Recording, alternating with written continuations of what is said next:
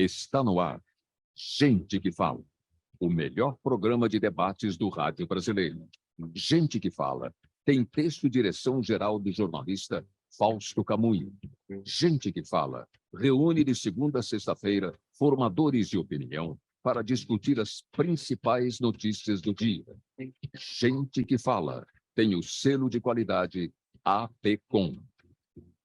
Olá, olá, boa tarde. O programa Gente que Fala está começando agora, ao vivo, pela Rádio 365, a sua rádio de todos os dias. Nossa transmissão também pela AltV, a TV da internet e pelas redes sociais, Instagram, Facebook, nosso canal no YouTube.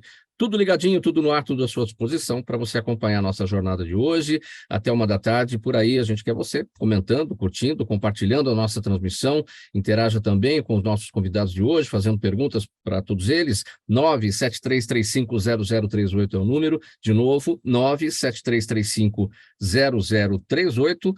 12:02, minha gente, eu sou o Mauro Friesman. Sexta-feira chegou, nosso espaço aqui dedicado para uns assuntos bem legais aí para você curtir no final de semana. Tem música, tem literatura, exposição, show, espetáculo, muita coisa para a gente tratar aqui com os nossos convidados de hoje, que eu já vou logo aqui apresentando.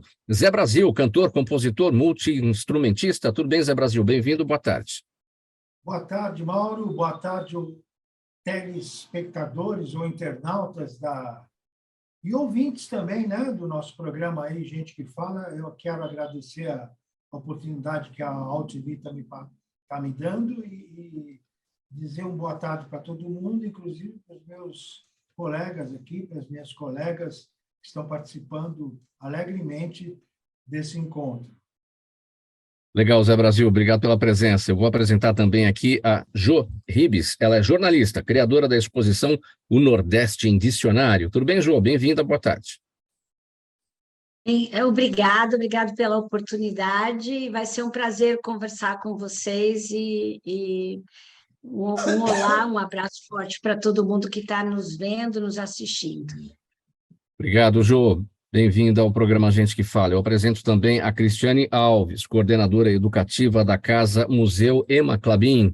Tudo bem, Cristiane? Boa tarde.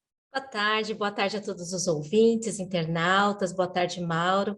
É um prazer estar participando aqui e um forte abraço a todos. Obrigado pela presença e, fechando aqui a nossa bancada, o Ceian Muniz, cantor, compositor. Aliás, está todo mundo em São Paulo, só ele que não, você está em Goiás, né, Ceian? Boa tarde. Seu áudio fechado, pode abrir o microfone, por favor. Na tela embaixo do lado esquerdo. Aí. Boa tarde a todos os convidados aí, colegas, né? Prazer estar no programa Gente que Fala. Estou aqui no Goiás, né? Porque o trabalho começa esse final de semana aqui em Brasília do lado. Eu moro por cá, né? Também no Goiás. E é um prazer estar falando com vocês. Um abraço a todos. Que cidade você está em Goiás? Eu estou em Anápolis. Sim. Então vamos lá, para o Brasil todo, para Anápolis, para o mundo inteiro. Vamos aqui com o programa Gente que Fala, 365, pela AltV e também pelas nossas redes sociais. Nosso primeiro assunto aqui para vocês tratarem nessa sexta-feira. A Advocacia Geral da União e o Ministério da Cultura lançaram ontem o AGU Procultura, programa de renegociação de dívidas do setor cultural, que estima recuperar somente no âmbito judicial cerca de 660 milhões de reais em débitos. Essa iniciativa permite a renegociação de dívidas de profissionais e empresas do setor com as autarquias, com as fundações públicas federais da cultura. O projeto oferece condições especiais aos devedores, com descontos de até 70% e parcelamentos em até 145 meses. Zé Brasil, começo com você a respeito do tema. Muita gente aí, muito profissional, endividado, muitas empresas do setor devastadas economicamente nos últimos anos. Como é que você avalia essa medida do governo federal? Eu acho que quem está devendo é o próprio governo, né? Porque em todos esses anos, todos esses incentivos, se não desapareceram, foram diminuídos. Então, essa nossa classe trabalhadora cultural, de artistas, de técnicos, de produtores, enfim, muito numerosa, precisa desses incentivos, né? E durante a pandemia, por exemplo, eu fiquei quase 3 anos parado, sem poder fazer show, tentando criar muita coisa além do que fosse comum naquela época, que era você fazer um CD, um álbum e sair divulgando de shows em programas de rádio, televisão, internet. Então, eu acho que, no caso, essas dívidas, tem muito artista que para eles pagar isso aí é brincadeira, né?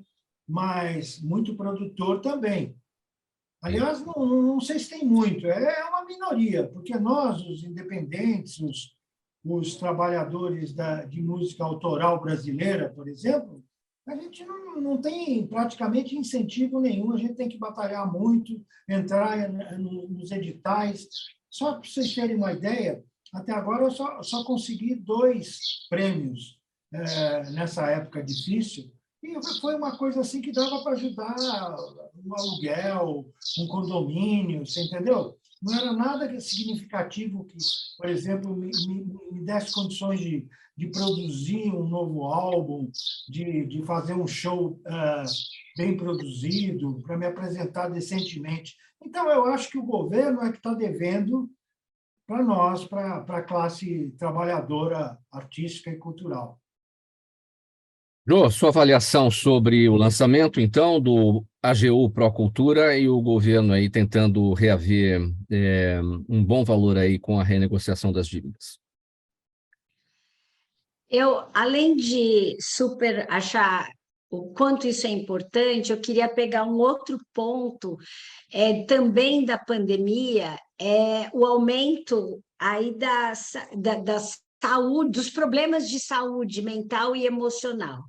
Então, a gente tem que lembrar que as pessoas precisam muito da cultura, sim, precisam ter acesso à cultura justamente para a própria saudabilidade de cada um, e justamente para minimizar esses efeitos de pandemia. Então, além dos prejuízos, da questão de ficar tanto tempo, no caso, sem shows ou sem acessos, a questão agora é como é que a gente vai cuidar da saúde mental das pessoas, e a cultura tem um papel enorme nisso. Então, realmente, a gente tem que vibrar com essa iniciativa, porque a tendência é que o acesso à cultura seja cada vez maior, e isso vai beneficiar essa outra questão também. Cristiane Alves, sua percepção sobre esse tema. Eu concordo inteiramente com o Zé e a Jô. A gente passou por um período muito difícil de desmonte da cultura, e essa iniciativa, eu acho que ela é um passo importante para a gente reconstruir o setor, né? Eu acho que o Zé e a Jô colocaram muito bem essa questão do quanto que foi impactada a área cultural e o quanto ela é importante para a saúde mental, emocional e para o país, né? Um país sem cultura não tem desenvolvimento. Um desenvolvimento cultural, a visibilidade do país no exterior, ela passa pela sua cultura. Ele é um valor. E a gente não pode esquecer que a cultura, ela é a área que vem crescendo cada vez mais e gerando empregos. Então, a questão da economia criativa, ela também é muito importante para o desenvolvimento do país. Então, a gente percebe que é um passo importante e esperamos que, juntamente a esse passo, outros sejam dados para fortalecimento da área cultural. Teia Muniz, sua observação, sua percepção sobre esse tema, sobre essa possibilidade da quitação aí das dívidas ao longo da pandemia aí com os profissionais da cultura. Eu também, que vivo de música, né? Como todos eles, eu entendi todas as opiniões aí e acho que está certíssima, porque a gente sofreu realmente demais com a pandemia. Eu estive agora em São Paulo, toquei aí no São João Paulo, né? Eu achei maravilhoso essa iniciativa, vários artistas participando. E eu acredito que tudo que venha para a cultura, porque é bom para a cabeça, é bom para o coração, é bom para tudo. A música, eu acho que hoje você vê a felicidade estampada naquelas pessoas depois que voltou o entretenimento, né, no nosso Brasil. Então, todo tipo de incentivo tem todo o meu apoio, tem todo o meu respeito, tem todo o meu carinho, e pode contar sempre comigo, né, no que for preciso, né? Muito bem, pessoal, 12:11, programa Gente que Fala segue por aqui, pela Rádio 365, a sua rádio de todos os dias, AltV, a TV da internet, também nossas redes sociais, Instagram, Facebook, o nosso canal no YouTube. Sexta-feira, a gente tratando aqui de muita cultura, música, literatura, espetáculo, todos esses assuntos, para você até fazer aí a sua programação no final de semana, sobre o que você vai curtir onde quer que você esteja. Vamos falar agora sobre a Casa Museu Ema Klabin, que vai ter um final de semana agora repleto de atividades culturais bastante ecléticas, com as apresentações do espetáculo Dançando os Orixás, Cantando para o Santo, da companhia de dança Cambona, e do concerto Cartas de Amor, que reúne música erudita e a interpretação de cartas escritas por compositores célebres, como Mozart, Schumann e o escritor Scott Fitzgerald. E tem ainda a exposição A Palavra Impressa, 1492-1671, que apresenta uma seleção de livros raros com mais de 500 anos. Quem vai tratar desse tema com a gente é a Cristiane Alves. Cristiane, vamos falar sobre a primeira apresentação aqui que eu destaquei na nossa nota, Dançando os Orixás, Cantando para o Santo. A Companhia Cambona, ela trabalha com a questão da mitologia dos orixás. Então, ela mistura o movimento ligado à ancestralidade com o movimento contemporâneo e conta com uma trilha sonora com muita percussão. É um espetáculo bastante rico, de um grupo de pesquisa, né, que já vem desenvolvendo essa pesquisa no Butantã, junto a movimentos sociais, junto à questão da ancestralidade, né? E a gente vai ter esse espetáculo no sábado, né, dia 5, às 17 horas, que promete ser um espetáculo muito rico em cultura, em riqueza e ancestralidade. É um espaço, né? O espaço de apresentações da Casa Museu Ema Klabin é um espaço muito eclético, né? E aí, no domingo, né, teremos a apresentação Cartas de Amor, com direção artística e curadoria da Lilian Barreto. É um espetáculo que traz músicas, né, eruditas de Schumann, Mozart, Scott Fitzgerald, Cole Porter, Gershwin, que serão tocadas no piano que faz parte da coleção Ema Klabin. É um piano Erard, de 1912, que está em exposição no acervo e que no domingo a gente vai ter a oportunidade de vê-lo, né, sendo tocado. E entremeado com a música, nós teremos a atriz Nábia Vilela, que vai interpretar as cartas de amor escritas pelo Schumann, pelo Mozart, pelo Scott Fitzgerald. Então, é um final de semana que vai ser muito rico. E além dessa programação musical, a gente também tem a exposição A Palavra Impressa, e teremos no sábado e no domingo a programação Experimentando o Museu, sobre um dos livros raros que está exposto, né? É um livro do Marco Aurélio Marcial, que foi um escritor de epigramas do século I depois de Cristo. É um gênero literário muito próximo do haikai, muito próximo do trabalho do Leminski, mas também com um sarcasmo, uma mordacidade que aproxima muito das redes sociais. O Marcial foi um escritor que desenvolveu uma escrita sarcástica com recursos estilísticos que a gente usa até hoje na comédia stand-up. Então, no sábado e no domingo, a gente vai propor uma visita a esse livro e também convidar as pessoas a uma oficina, onde elas próprias vão escrever os seus epigramas e vão ter a oportunidade de escrever seus epigramas num mecanismo de escrita que está muito na nossa memória, que é a máquina de escrever, né? Que as novas gerações falam assim, olha, ela escreve e imprime ao mesmo tempo. Bom, você destacou aí o ecletismo, né? Essa programação bem diversificada, né? Da Casa do Museu Ema Klabin. Como é que são os critérios para a definição do que vai acontecer aí no espaço de vocês? Olha, a gente tem uma curadoria, né, do Paulo de Freitas Costa. A partir da exposição, a palavra impressa, a gente vai ter uma série de programações ao longo do ano, né? Além da programação de exposições, a gente tem um tema norteador no ano, que este ano é o dito e o não dito, né? Então, a própria exposição, ela atende a esse tema norteador, que é pensar na comunicação, né? Que é pensar o quanto que a invenção da prensa no século XVI impacta a forma como a gente se comunica hoje, né? A nossa comunicação nas redes sociais, por exemplo. Então, ao longo do mês, além dessa programação, a gente vai ter palestras, né? Então, o Rodrigo Garcia Lopes, que é o tradutor do livro do Marcial, estará no dia 17, fazendo uma palestra online, às 19 horas.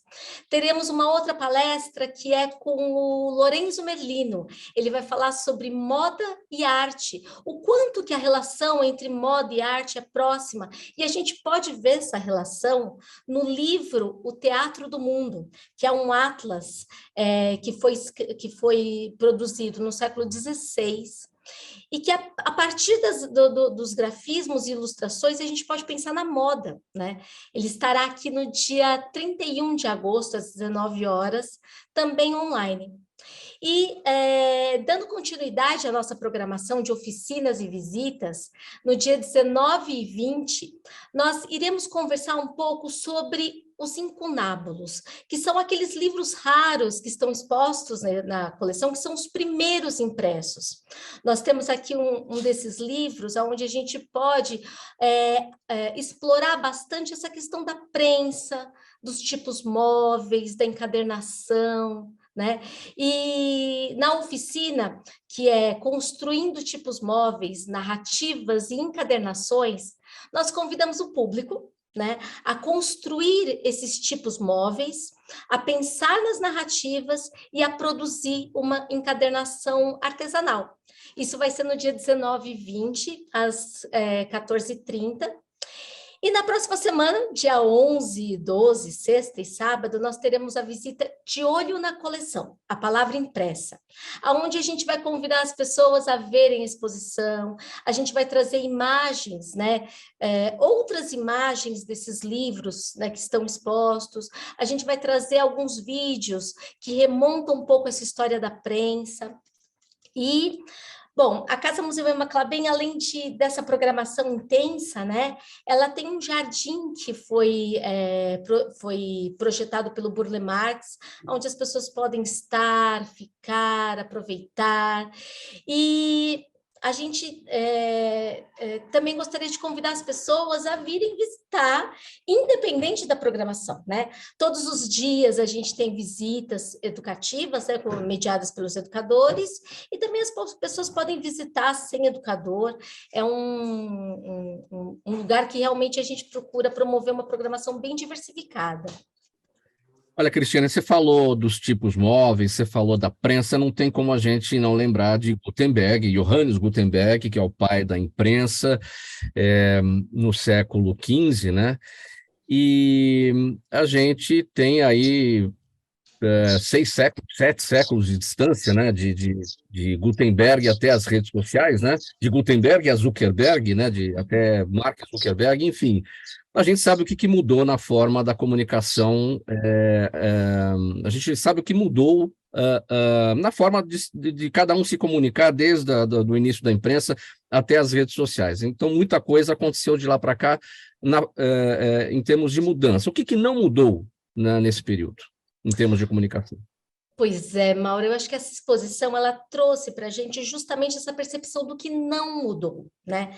Então, quando a gente vê, por exemplo, o Marco Aurélio Marcial, né, que é o Marco Valério Marcial, que escreveu no século I uma comunicação que é muito próxima do Twitter, a gente começa a perceber que o ser humano ele tem uma forma de se comunicar que é própria, né? Então, a gente vê pelos epigramas do Marcial uma crítica a Roma, uma crítica aos costumes, uma mordacidade, um sarcasmo que a gente vê hoje, por exemplo, no Twitter. A gente vê hoje na forma como a comédia stand-up age, né?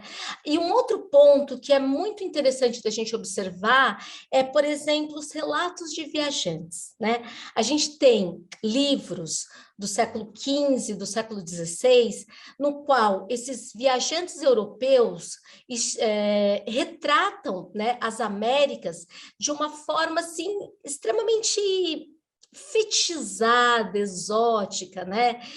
Com uma série de pressupostos que fazem com que a gente se reconheça hoje, né? Entre esses livros de viajantes, a gente tem um muito interessante que é o do Montanus, que relata que entre a fauna brasileira existem unicórnios. Então, esse tipo de representação extremamente fantasiosa foi extremamente veiculada, né, na Europa do século XVI. E faz com que a gente perceba que o olhar fetichista, exótico, que a gente tem para o outro, esse olhar que olha para o outro do ponto de vista de si mesmo, isso continua, né? A gente continua olhando outros povos, outras culturas, a partir do nosso ponto de vista, a partir do nosso referencial. E é isso que a gente vê, por exemplo, quando a gente olha esses livros com relatos de viajantes, né? Um olhar que procura entender o outro a partir de si mesmo. E nesse entendimento, uma série de equívocos, uma série de informações que não são verdadeiras são veiculadas, né? Por exemplo, termos unicórnio dentre a fauna brasileira. Deixa eu fechar esse tópico e passar para o próximo assunto. Fica na Rua Portugal? Isso, Casa Museu Emma Clabin fica na Rua Portugal 43, e vou convidar as pessoas a nos seguirem nas redes sociais, onde vocês podem encontrar toda a programação, e é sempre um enorme prazer receber todo o público. É uma coleção bastante diversificada, bastante rica, com um panorama de 35 séculos de cultura, imobiliário, artes visuais, artes decorativas, pintura, escultura, tudo organizado dentro de uma lógica de casa. Então, essa tipologia casa-museu, ela também é muito interessante da gente visitar. E será um prazer receber todo o público do Gente que Fala. Todo mundo convidado, Rua Portugal, número 43, no Jardim Europa, Casa Museu Emma Clabin, com as programações aí para o final de semana. 12h24, Zé Brasil, com mais de 50 anos de carreira, cantor e compositor, Zé Brasil aproveitou a pandemia para trabalhar ainda mais, hein? O resultado é o lançamento de 3 novos álbuns. 2021 é o nome de um deles, que reflete um conflito de sentimentos com o que estava acontecendo. Viola Paulistana, um reencontro com a viola caipira, paixão da sua infância, do Zé Brasil, e Rock 2023, que reúne as composições que melhor expressam a sua alma roqueira. Muito bem, Zé Brasil, 3 álbuns, 3 propostas, de alguma forma elas se ligam ou não? Porque isso tudo veio junto no pós-pandemia?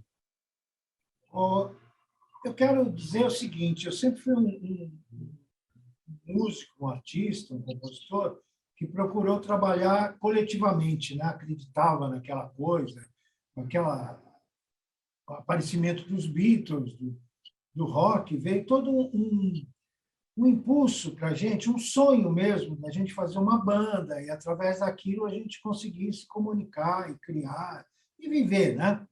E de uns tempos para cá, eu com a maturidade, né, da terceira idade, essa coisa toda, eu resolvi encarar a minha carreira solo, né? Que eu comecei sozinho e agora eu espero terminar sozinho e, ao mesmo tempo, continuar os projetos que eu já vinha desenvolvendo durante esse tempo todo.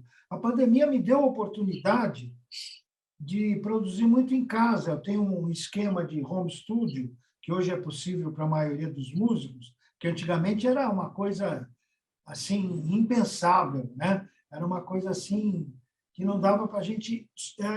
Entrar no estúdio era um sonho, né? Gravar um disco, um vinil, era uma coisa assim fora do comum. Hoje em dia ficou muito mais fácil com a internet, com as plataformas.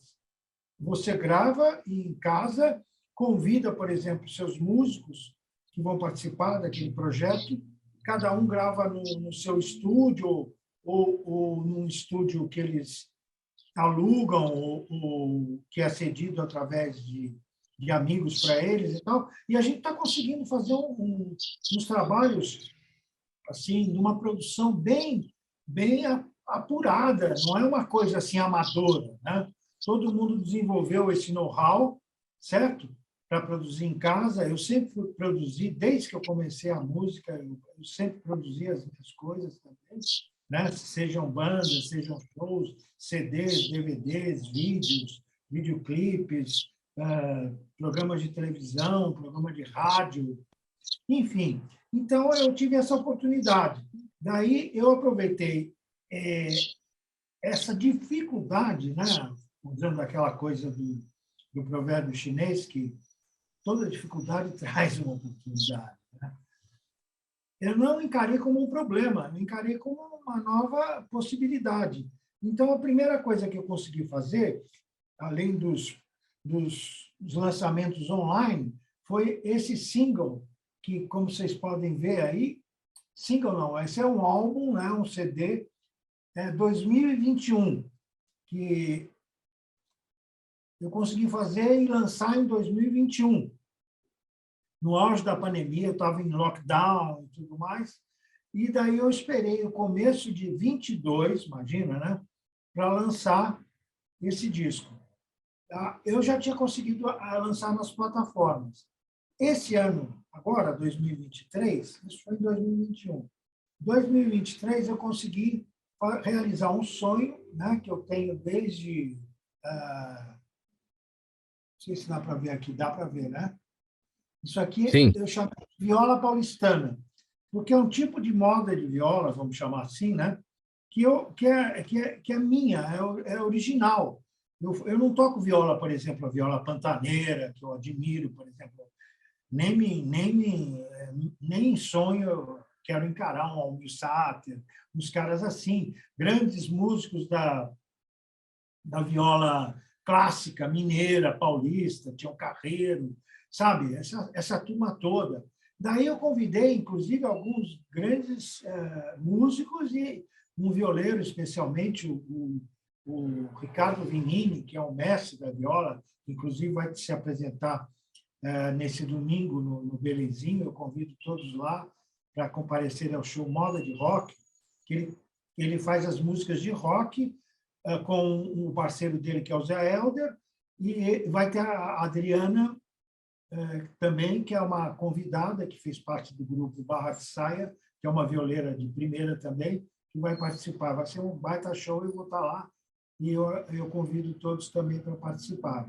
E esse viola paulistana está tendo uma recepção muito boa, tanto por parte da crítica, eu recebi algumas resenhas maravilhosas sobre o trabalho, fiquei muito feliz, e do público, o público que não via esse lado, né? Eu sou da época do lado A e do lado B, né? Do vinil, então esse seria o meu lado B. Meu lado A é o lado de rock, que começou essa carreira solo, começou com esse CD, esse álbum, né? Que foi lançado também online em 2017, 2019.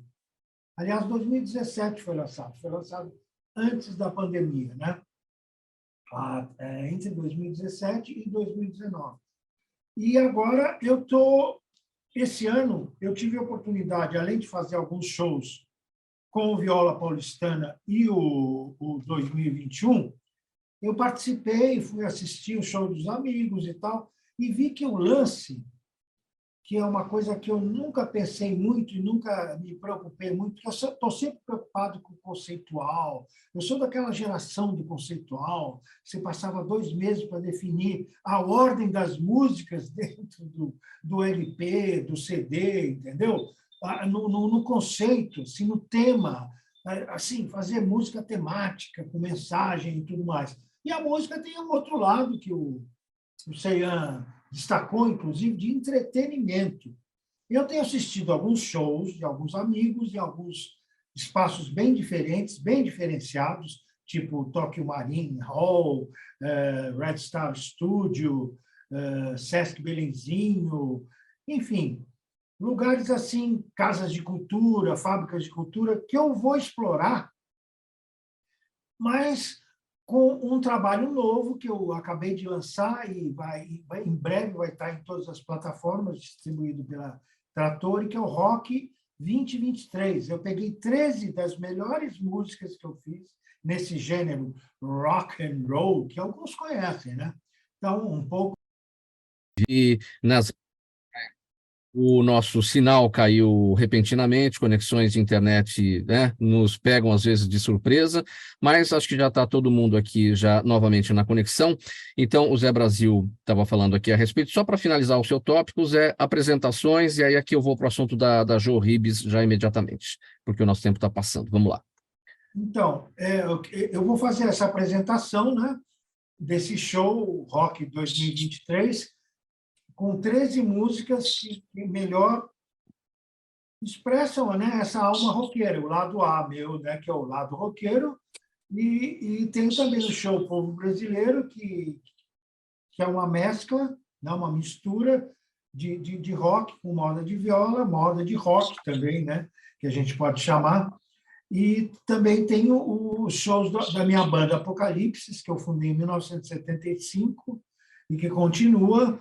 E também o Movimento 70 de Novo, que eu procuro reunir os remanescentes daquela época, porque tem muita gente, infelizmente, que já se foi, tem outras que estão doentes, incapacitadas de se apresentar, e eu procuro destacar esses meus amigos, né, que fizeram parte desse nosso movimento setentista. É isso aí, gente. Tenho um clipe também desse disco 2021, que eu, inclusive, encaminhei para a OTV, e vamos batalhando através das redes sociais, principalmente, nas plataformas, com vídeos, com novas gravações e depoimentos como esse que a gente está dando hoje aqui. Muito bem, 12h40 agora, a gente vai seguir aqui para o próximo tema dessa edição do programa Gente que Fala de sexta-feira. Estamos ao vivo pela Rádio 365, a sua rádio de todos os dias, OTV, a TV da internet, nossas redes sociais também. Agora já tudo estabilizado, conexão aqui refeita com todos os nossos convidados. Jô, vamos falar sobre o seguinte... o metrô de São Paulo está celebrando o Nordeste brasileiro em grande estilo. A exposição O Nordeste em Dicionário, idealizada pela Jo Ribes Comunicação e a Linha da Cultura, é o melhor exemplo disso. Com a proposta de dicionarizar expressões nordestinas, ela manifesta a importância da preservação da memória oral e homenageia os milhares de nordestinos que vivem na capital paulista, além de mostrar que é possível enriquecer nosso vocabulário a partir de descobertas regionais. A identidade visual dessa mostra traz referências do cordel, que é a manifestação artística, que é a cara do nosso Nordeste brasileiro. Que ideia arretada, hein, Jô? Para começar com uma boa expressão nordestina. Isso mesmo. Olha só, o estado de São Paulo, segundo o último IBGE, tem 46 milhões de nordestinos. E a linha da cultura do metrô fez a Semana da Cultura Nordestina com uma série de programações, de shows, apresentações que terminam hoje, mas também exposições. E a nossa exposição, que ficou com o dicionário do nordestinês, né? E mesmo que a gente queira falar do Nordeste como um todo, o Brasil tem tantas características regionais que cada região do próprio Nordeste tem palavras diferenciadas. Isso tudo está nos dicionários, mas de maneira geral. O que foi feito aqui é trazer um pouco baseado aí numa lista de, acho que pelo menos umas 500 palavras, um pouco disso do nordestinês, das curiosidades para essa exposição. Então, essa exposição foi a parte que ficou com a Jorribes Comunicação, e as pessoas vão poder ver essas curiosidades. Então, como você já falou, toda a parte visual, ela tem a ver, ela também lembra o cordel, e assim, tem curiosidades, por exemplo, eu vou abufelar você, Mauro. O que é abufelar você? Agarrar pela gola, agredir. Bacurim. Bacurim, na minha cabeça, parecia alguma coisa voltada a peixe. É um porco novo. Então, o que aconteceu? Tem outra aqui, baixar o lombo. Quem não quer baixar o lombo? Sabe o que é baixar o lombo? É emagrecer. A gente sempre quer baixar o lombo. Então, assim, mostra um pouco dessa riqueza da cultura nordestina e, ao mesmo tempo, se nós temos no estado 46 milhões de pessoas nordestinas, é um jeito carinhoso de fazer, de dar um sentimento de orgulho, de pertencimento, mostrar um pouco da riqueza desse povo que tanto ajudou, não só o estado de São Paulo, mas outros estados do país, né? A crescer. Então, eu acho que é uma homenagem linda para a gente aqui da Jorribes Comunicação. Foi um prazer trabalhar com isso. A gente se divertiu muito selecionando essas palavras. A exposição ela é itinerante, então ela começa na estação Corinthians Itaquera, né? Vai ficar por um mês e depois o próprio metrô vai definir para onde ela vai. Uma coisa que eu acho que temos que elogiar, né?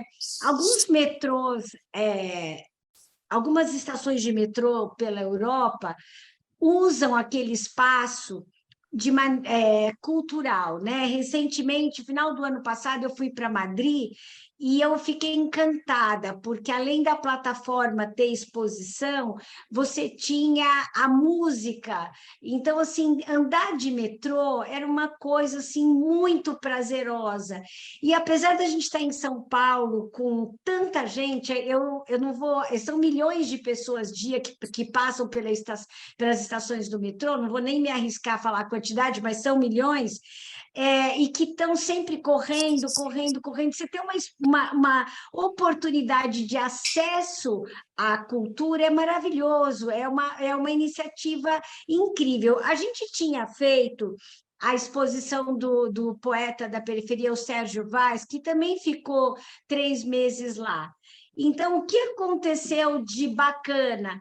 Eram muitos professores que iam com seus alunos ver as exposições, e a gente acha que essa exposição com os termos nordestinos, com o nordestinês, é muito bacana para, de uma maneira inclusiva, de tornar também uma maneira educativa e, de novo, com orgulho de pertencimento. Então, a gente está muito animado com essa exposição, que tem toda a parte visual também, que remete ao cordel. É muito legal tratar disso tudo. A gente falou na semana passada sobre o dicionário mineirês. Olha que legal isso, que foi elaborado pelo humorista Paulo Araújo e que inspirou na Codenge, que é a Companhia de Desenvolvimento de Minas Gerais, a elaboração de uma cartilha com o manual de conduta ética dos funcionários lá da Codenge, tudo escrito no mineirês, né? Então, a gente percebe o quanto essas iniciativas são importantes, são legais, porque não só porque ela ajuda ali aquele que só vai entender, às vezes, de um determinado assunto usando aquela linguagem, é porque isso amplia para todo mundo, né? Uma situação regional que amplia para o Brasil inteiro em termos de conhecimento. É muito legal. Parabéns para vocês aí pela ideia, pela iniciativa. Só para um complemento, nós temos muitos Brasis dentro do Brasil, então esse respeito assim é muito bacana mesmo. Eu destaquei aqui na nossa nota, Jô, o seguinte: a identidade visual da mostra traz referências do cordel, que é a manifestação artística bem a cara do Nordeste mesmo.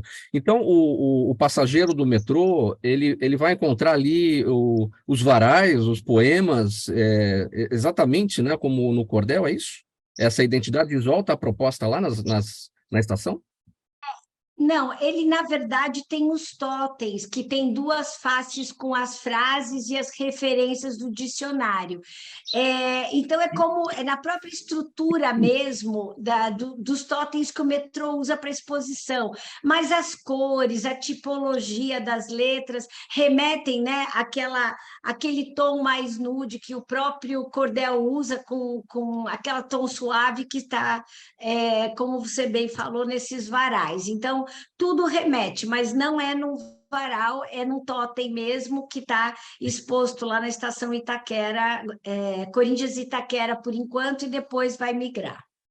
Bom, depois vai migrar, como você destacou, já está acontecendo e vai até o dia 18 de setembro. E aí o metrô é que vai escolher por quais estações a exposição vai seguir. Isso, nós começamos lá 31 de julho, então a gente está na estação Itaquera até 31 de agosto, e aí depois ela vai migrar e a gente conta para vocês aonde ela vai estar. Muito bom, 12h48, a gente vai conversar agora com o Ceyhan Muniz, o cantor Ceyhan Muniz, que está lá em Anápolis, em Goiás. Ele anunciou o lançamento do DVD Nossa História, gravado na casa de shows Novo Limoeiro, aqui em São Paulo. O projeto audiovisual conta com 11 composições próprias, reunindo seus maiores hits desde o início da carreira e canções gravadas recentemente, além de participações de Aldair Playboy, GG Lima e mestre Jovenil Santos.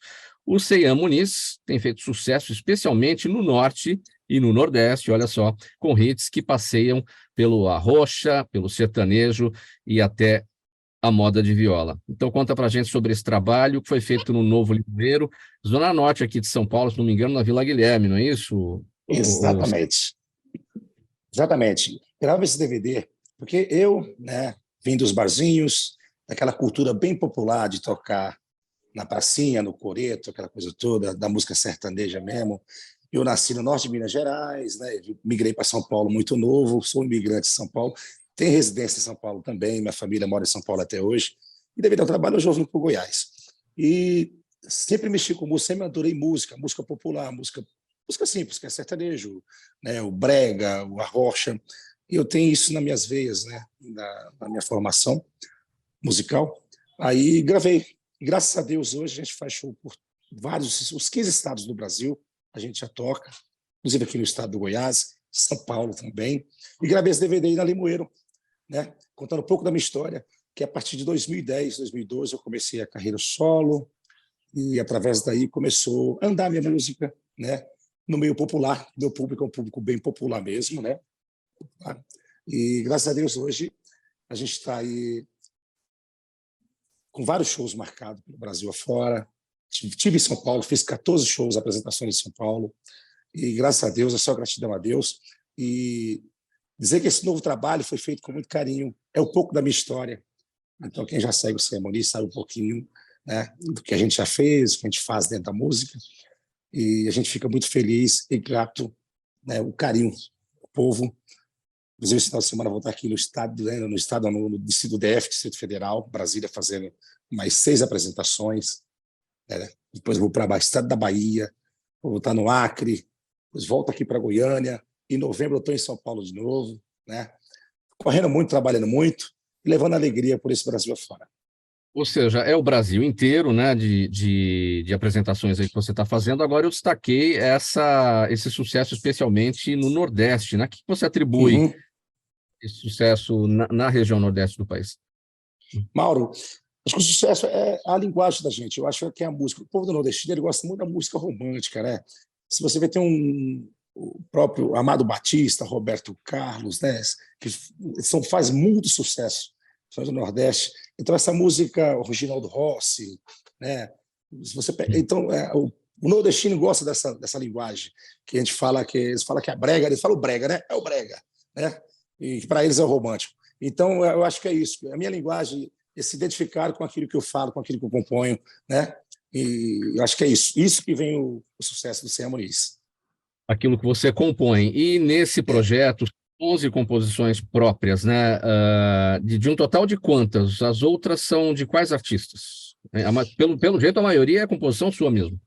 11 minhas, né? Mas tem composição do Reginaldo Sodré, que é um grande compositor que fez vários sucessos do Amado Batista, né? Tem o Milton Lopes, que é aqui do Goiás também, que tem composições famosas, né, de sertanejos, né? Tem também do Hamilton Silva, né, que é um grande compositor também. Então, a gente vai, o Manga Show, né, Edno Nogueira, então, que se identifica, que eu me identifiquei com essa galera, né? Tipo assim, a linguagem de composição, o jeito de compor deles, a linha, que eu acho que o meu público curte bastante. Olha, pessoal, 7 minutos para 1 da tarde, perguntas da nossa audiência. Eu vou pedir bastante brevidade para vocês responderem, uma para cada um. E como o Seian está falando, eu vou começar aqui. No Facebook está o Lucas Lopes. Seian, ele quer saber se é possível definir o que poderíamos chamar hoje de música popular brasileira. O Brasil é diverso, né? Então, a gente hoje tem do funk a MPB, tem tudo. O Brasil é diverso. Então, acho que o popular é aquilo que o povo gosta. Eu acho que assim, aquilo que o povo gosta se torna popular, e eu acho que é isso. Cristiane, a Daniela Neves, no YouTube com a gente aqui, pergunta o que é preciso para um artesão participar do Bazar da Cidade. Quando será a sua próxima edição? O que é o Bazar da Cidade?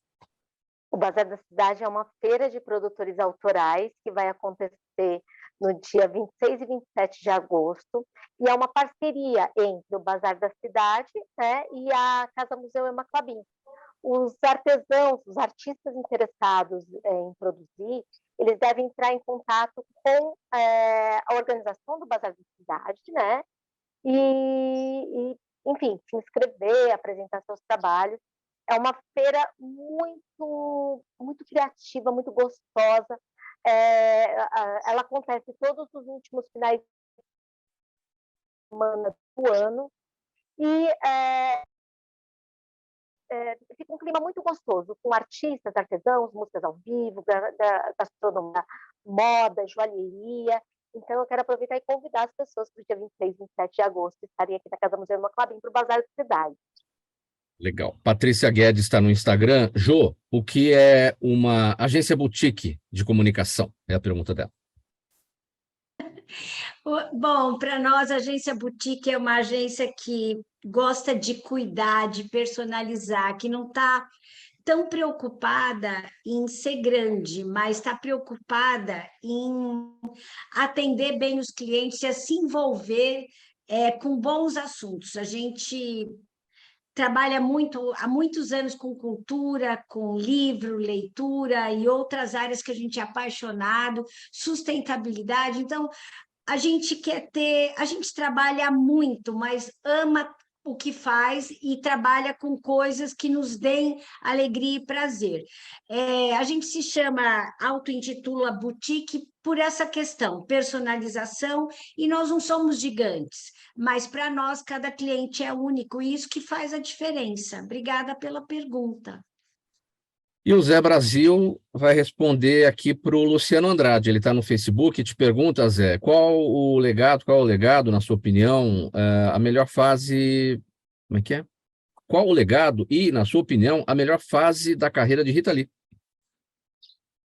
Olha, eu tive a oportunidade de conhecer a Rita Lee na época dos Tropicalistas. Depois eu fiz amizade com ela nos anos 70.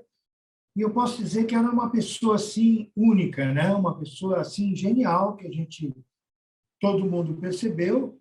E eu acho que o legado da Rita Lee é uma coisa assim atemporal, é uma coisa que vai ficar, tipo música dos Beatles, Elvis Presley, né? Os grandes ídolos e artistas da música brasileira. Eu acho que ela é uma pessoa assim muito talentosa. Ela escreveu, inclusive, livros, lançou livros. E era uma pessoa, assim, de uma personalidade fortíssima, muito emotiva, muito humana, e eu agradeço tê-la conhecido, ter participado da sua... Eu acho que eu não estou nem no ar aí, né? Está no ar. Eu estou no ar? Então, estamos...